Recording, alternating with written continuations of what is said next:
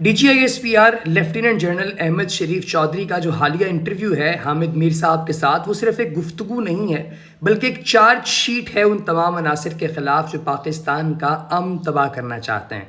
آج کی اس ویڈیو میں تفصیل سے جائزہ لوں گا آپریشن غزوہ حق کیا ہے، کابل حملے کی اصل حقیقت کیا تھی، اور پاکستان نے افغانستان میں موجود دہشت گردوں کو کس طرح ناکوں چنے چبوا دیے ہیں۔ اس لیے اس ویڈیو کو آخر تک دیکھیے گا، کیونکہ آج ہم ان اعداد و شمار پر بات کریں گے جو اس سے پہلے منظر عام پر نہیں آئے، اور یہ مکمل طور پہ بیسڈ ہیں DGISPR کی حالیہ کانورسیشن سے۔ تو یہ ایک قسم کی سمری بھی ہے جو میں آپ کے سامنے پیش کرنے والا ہوں۔ DGISPR نے اپنی گفتگو کا آغاز اس تلخ حقیقت سے کیا کہ پاکستان پر یہ جنگ مسلط کی گئی ہے۔ انہوں نے دو ٹوک الفاظ میں یہ واضح کیا کہ پاکستان میں ہونے والی دہشت گردی کے پیچھے ہندوستان کا ہاتھ ہے، جو افغانستان کی سرزمین کو بطور بیس آف آپریشن استعمال کر رہا ہے۔ یہ ایک انڈین فنڈڈ نیٹ ورک ہے جس کا مقصد پاکستان کو داخلی طور پر غیر مستحکم کرنا ہے۔ انہوں نے پشاور میں جو مسجد دھماکہ ہوا اور وانا کیڈٹ کالج پر جو حملہ ہے ان دونوں کی مثال دی، اور بتایا کہ ان تمام سفاکانہ کارروائیوں کے ڈورے بھارت سے جا کر ملتے ہیں، سرحد پار سے اس کی ڈور ہلائی جا رہی ہے۔ آپریشن غزوہ حق دراصل اسی نیٹ ورک کو جڑ سے اکھاڑنے کا نام ہے۔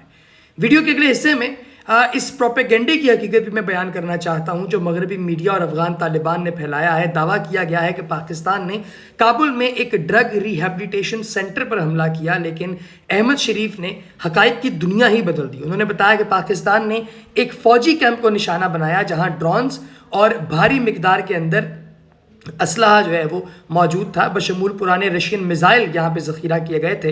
جب پاکستان کے پریسیجن گائیڈڈ میزائلوں نے وہاں ہٹ کیا تو وہاں موجود بارود پھٹنے سے جو سیکنڈری دھماکے ہوئے وہ کئی گھنٹوں تک کابل کے آسمان پر دیکھے گئے۔ یہ دھماکے ثابت کرتے ہیں کہ وہ کوئی ہسپتال نہیں تھا بلکہ ایک موت کا گودام تھا۔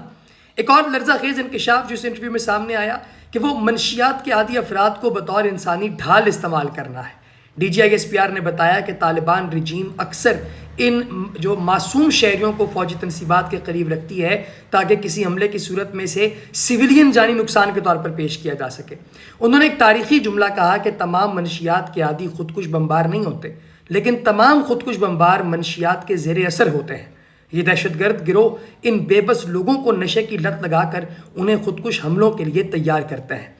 اسلام آباد اور راولپنڈی میں نظر آنے والے ڈرونز کے بارے میں بات کرتے ہوئے انہوں نے بتایا کہ افغانستان میں ڈرون بنانے کی کوئی فیکٹری یا انڈسٹری موجود نہیں ہے۔ یہ تمام ٹیکنالوجی اور ساز و سامان انہیں براہ راست بھارتی ایجنسی را فراہم کر رہی ہے۔ ان ڈرونز کو جان بوجھ کر بنیادی اور سستا رکھا گیا ہے تاکہ ان کی پہچان چھپائی جا سکے، لیکن پاکستان کا یہ ڈیفنس سسٹم ان تمام خطرات کو کامیابی سے ناکارہ بنا رہا ہے۔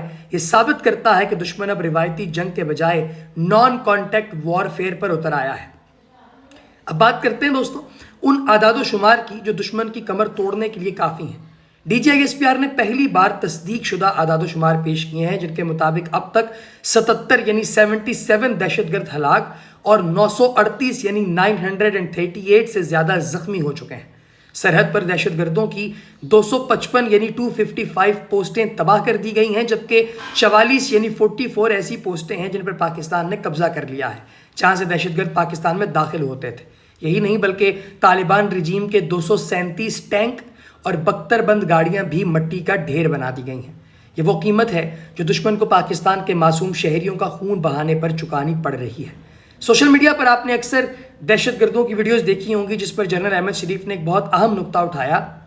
انہوں نے ان دہشت گردوں کو کانٹینٹ کریٹرز قرار دیا۔ ان کا مقصد حملہ کرنا نہیں بلکہ اس کی ویڈیو بنا کر خوف پھیلانا ہے۔ یہ لوگ راکٹ لانچر چلانے سے پہلے کیمرے کے اینگل سیٹ کرتے ہیں اور ان کی ویڈیوز کی پروفیشنل ایڈیٹنگ اور میوزک انڈین ہینڈلرز کی طرف سے کیا جاتا ہے، لیکن حقیقت یہ ہے کہ جیسے ہی ان کا سامنا ہماری بہادر پولیس یا سیکیورٹی فورسز سے ہوتا ہے یہ اپنی گاڑیاں چھوڑ کر غاروں کی طرف بھاگ جاتے ہیں۔ آخر میں DGISPR نے پاکستان کا حتمی فیصلہ بھی سنا دیا۔ انہوں نے کہا کہ نور ولی محسود اور حافظ گل بہادر جیسے لوگ جو بزدل لوگ ہیں یہ چوہوں کی طرح افغان حکومت کی عمارتوں میں چھپے ہوئے ہیں۔ افغان طالبان کو یہ سمجھنا ہوگا کہ پاکستان اب مزید صبر نہیں کرے گا۔ انہوں نے واضح کیا کہ پاکستان کو کوئی جلدی نہیں ہے، ہم یہیں بیٹھے ہیں اور یہ ہمارا ملک ہے۔ افغانستان کو جو سلطنتوں کا قبرستان یعنی کہ اکثر اوقات آپ نے سنا ہوگا وہ کہتے ہیں جی کہ بڑی بڑی ریاستیں جو ہیں وہ یہاں پہ آ کے ڈھیر ہو گئیں. It is a tomb of empires یا پھر گریو یارڈ آف امپائر جیسے کہا جاتا ہے. تو یہ کہنے والوں کو بنیادی طور پہ DGISPR نے یہ یاد دلایا کہ وہ دراصل طاقتوں کا کھیل کا میدان رہا ہے، لیکن پاکستان کوئی کھیل کا میدان نہیں بلکہ ایک ایٹمی قوت ہے جو اپنی سرحد کی حفاظت کرنا بخوبی جانتی ہے. یہ انٹرویو ایک پیغام ہے دوستوں کہ پاکستان اب بیک فٹ پر نہیں ہے بلکہ فرنٹ فٹ پر کھیل رہا ہے. 2026 میں اب تک ہمارے 130 معصوم شہری شہید ہو چکے ہیں اور ریاست نے فیصلہ کر لیا ہے کہ اب ایک ایک قطرے کا حساب لیا جائے گا. اب کیا لگتا ہے کہ افغان طالبان TTP کا ساتھ چھوڑ کر پاکستان کے ساتھ امن کا راستہ اختیار کریں گے؟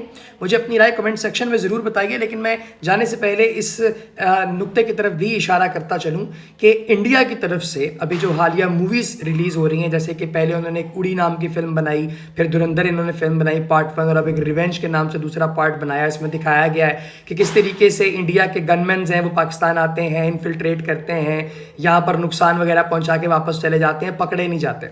یہ سب ان لوگوں کا ایک ایسا دیوانے کا خواب ہے، ان لوگوں کی ایسی یہ سوچ ہے جو کہ صرف اور صرف ڈیلوژنل سوچ ہے. اس سوچ کے پیچھے کوئی حقیقت دور دور تک نہیں ہے. ان کے گھر کے اندر گھس کے ہم لوگوں نے جو کچھ کیا ہے وہ تو ظاہر ہے پوری دنیا جانتی ہے. دہشت گردی کا کوئی واقعہ نہیں ہم لوگوں نے کیا. ہم لوگوں نے ان کے ملک کے اندر رہتے ہوئے جو ہے وہ انفارمیشن اکٹھی کی. ان لوگوں کے جتنے بڑی بڑی پوسٹ ہیں، جتنے بڑی بڑی ان کی آرمی کے سیکٹرز ہیں، ان کی جو بڑی بڑی بلڈنگز ہیں، سب چیزوں کا ہر نقشہ، ہر ایک ان لوگوں کا اسٹریٹجی کا جو پورا نقشہ ہے وہ پاکستان کے پاس ہمیشہ سے موجود رہا ہے، ابھی بھی ہے اور انشاءاللہ رہے گا. کیونکہ پاکستان ایک سیکیورٹی اسٹیٹ ہے دوستو، یہ کوئی ویلفیئر اسٹیٹ تو ہے نہیں.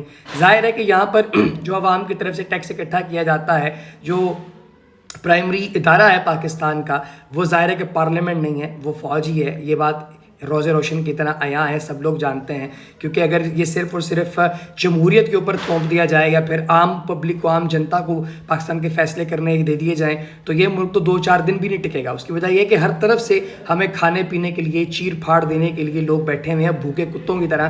تو ان لوگوں میں رہتے ہوئے اپنے آپ بچاؤ کرنا میرا خیال ہے کہ بڑا اہم ہے، اور پاکستان کی سیکورٹی فورسز وہی کر رہی ہیں. ہم تو جس دن سے آزاد ہوئے ہیں اس دن سے لے کر آج تک حالت جنگ میں ہے. کوئی ایک لمحہ پاکستان کے نصیب میں ایسا نہیں آیا ابھی تک آج تک کہ جس میں ہم لوگ یہ کہہ سکیں کہ یار ہم لوگ ایک آزادی والی لائف انجوائے کر پائے ہیں، ایک ویلفیئر اسٹیٹ والی لائف انجوائے کر پائے ہیں. ڈے 1 سے ہی پریشانیوں کا شکار ہیں، اور اس کی وجہ ہماری جیو پولیٹیکل لوکیشن ہے. ظاہر ہے کہ یہ جیو پولیٹیکل لوکیشن دنیا میں جس بھی کسی ملک کی ہوتی وہ اسی طریقے سے اسی طرح کے پرابلمس کے اندر گھرا رہتا ہے جس طرح کے پرابلمس کے اندر پاکستان گھرا ہوا ہے. اوپر سے پھر ریلیجیس ایکسٹریمزم ہے، یہاں پہ لوکل لوگوں کی ایکسٹریمزم ہے، یہ بھی سونے پر سہاگا ہے. خیر اللہ پاک سے یہ دعا ہے کہ خدائے بزرگ و برتر ہم پر اپنا رحم کرے، پاکستان کو ایک اسٹریٹجک ملک کے طور پر میرا مالک زندہ رکھے ہمیشہ، اور ہمارے دشمنوں کو نیست و نابود کرے. آمین یا رب العالمین.